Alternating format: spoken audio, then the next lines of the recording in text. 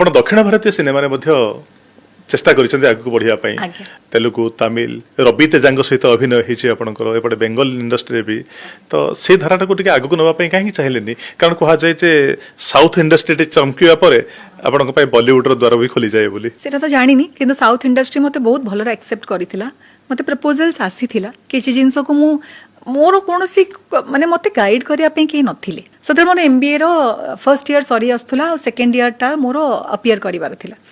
मु जेतेबेले जाई कि शंभु शिव शंभु कली रवि तेजांक संगे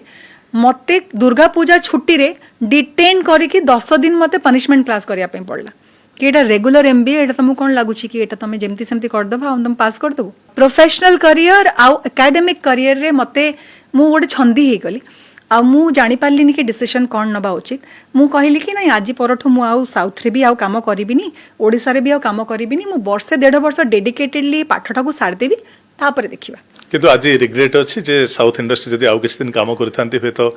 बड़ स्टार हे कि बाहरी थांती आवरी रिग्रेट नहीं मते एमबीए जहा देछि गोटे नुवा दुनिया देखैछि एमबीए कली बोली मु कॉर्पोरेट गली एमबीए कली बोली मु फ्यूजी फिल्म इंडिया रे ऑल इंडिया मार्केटिंग संभाळिली तथापि केबे केबे लागे बधे एटा को जदि करि नथांती आउ 4-4टा गाड़ी धर के बुलथांते